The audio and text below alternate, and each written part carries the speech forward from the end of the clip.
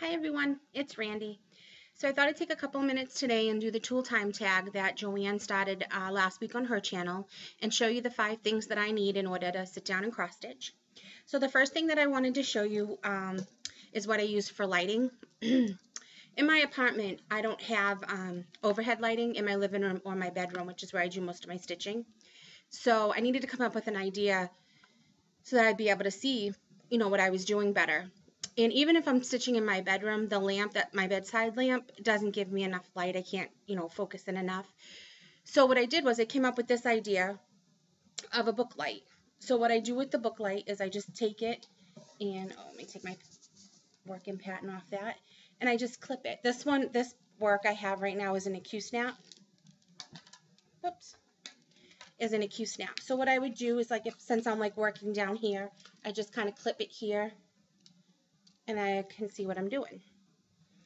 And when it's in the Q-snap, it kind of rests more on the frame and not on the fabric. If I use a hoop, which I use a lot too, I'll fold excess fabric down and I'll clip it up at the top so that if it does leave a mark, it's on the opposite side. I've never had it leave a mark, so I don't really have that problem. But if somebody was thinking, oh, what if it leaves a mark on your fabric? It doesn't. But just to be safe, I fold my excess fabric down when I'm using a hoop, and I clip it onto that. So this is probably the most important thing. And I like it because it's mobile and I can take it with me. So now, no matter where I go, I'll have enough light to do the stitching. So, and it's very reasonable. It was $10 at Michael's, and it just uses 3 AAA batteries, so very easy to maintain. So that's the first thing that I need is my light. The second thing that I need is either the Q-snaps or a hoop. I use hoops more. I've just discovered Q-snaps through YouTube and the Facebook group that I belong to. A couple of different ones, but mostly the Cross Stitch and Discuss 2, I think is the name of the group. I learned about Q-snaps. I have the 11 by 17, which is a little awkward because it's so big, as you can see. So it's kind of awkward to sit and stitch. I have a hard time with it, but I think it's just getting used to it. I wish I had a stand that I could clip it onto. I know a lot of people have stands and scroll frames that they use. I've not purchased a scroll frame yet. I would like to. I just don't know which ones to purchase. There are so many out there. I know the Millennium frame is the high end, the best frame that you can get, and then there are more inexpensive frames that you can get. I want to try somewhere in the middle. I don't want to make this big investment in a Millennium frame and then not like it, which I'm sure. I don't think I've ever heard anybody say they don't like it, but just because I've never used it before, I'm just a little worried. So if anybody has any suggestions about a middle of the road scroll frame that they've used, that they've had good luck with, I request any comments or suggestions that you have that might help me with that. I did watch Amanda's video on her stand, which I really liked. But again, I'm not sure if I want to make the investment until I'm sure I don't mind stitching with a scroll frame, sorry. So yeah, so that any suggestions you guys have, because I would like to do a heaven and earth design, and I would like to do it in a scroll frame if I could, because they're so big. So yeah, so any suggestions, please. So, but I digress. So the third thing that I need in order to cross stitch, which I think every cross stitcher needs, are their scissors. So these are my very first pair of embroidery scissors. I'd never bought embroidery scissors before, and these caught my eye because I really liked the handle. Again, I got these at Michael's too.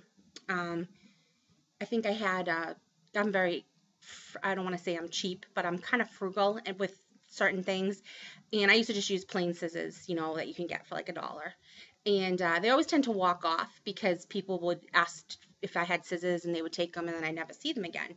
But these caught my eye and they were $10, but I had a coupon. And I love them. I don't think I would ever go back to using regular scissors for my cross stitching, and they don't walk off because people they can't really use these to cut anything. They can't wrap presents, they can't open packages and stuff. So I tend to be able to hold on to these. I've had them for a couple of months, so I really, really like these, and I would buy embroidery scissors again in a second. So that's my third thing. The fourth thing that I need in order to cross stitch is a pencil. I use a mechanical pencil. I know a lot of people don't use pencils. I like to use pencils because when I'm working on my cross stitching and I finish a spot, I like to mark it on my pattern, but I tend to make mistakes. So if I do make a mistake, I like to be able to erase what I've had to unstitch, and then when I restitch it, go back and go over it again, and that just helps me not get confused. I know a lot of people use highlighters and pens and stuff, but that's why I use pencils. And I always use a mechanical pencil, and I always make sure when I put my work away that the lead's down, because I have used regular pencils in the past, and I have gotten pencil marks on my fabric, which is not fun. So yeah, so I always use a mechanical pencil, and that's why I use a pencil. The fifth thing that I need in order to do I don't really need it in order to cross stitch, but this is what I have all my projects in, so this is a necessity for me, is my little memory keeper or my scrap saver. If you buy them at AC Moore. If you buy them at Michael's, they're memory keepers. If you buy them at AC Moore, they're scrap savers. So this is what I use to kit up my projects. I showed you guys that in another video, and this has everything that I need. So you see I have the picture of my pattern here.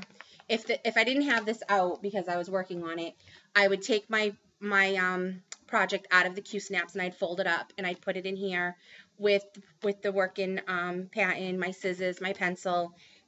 Everything would be in here. I'm thinking that's it, right? So everything would be in here. So when I was ready to cross stitch, like say from my bedroom to the living room, I just take this with me and I have everything that I need in order to cross stitch. Or if I'm going away, I don't have to make sure I have everything with me. I just take this, I stick it in with my stuff, and I know that I have everything I need in order to cross stitch. A lot of the times too, I'll even take my book light and I'll kind of attach it to here. So even when I pick it up, I even have that. I don't even have to go looking for it. I have everything together. So those I need in order to do my cross stitching. So yeah, so those are the 5 things I need in order to do my cross stitching. I've enjoyed watching everybody's tool time tags. It's really cool to see what everyone uses in order to do their stitching. So like everyone else, I'm not going to officially tag anybody, but if anybody would like to go ahead and do this tag, please let me know, and I'd love to watch a video. I do want to thank everyone again for all of the nice comments and all the views and everything. This is awesome. It definitely keeps me motivated.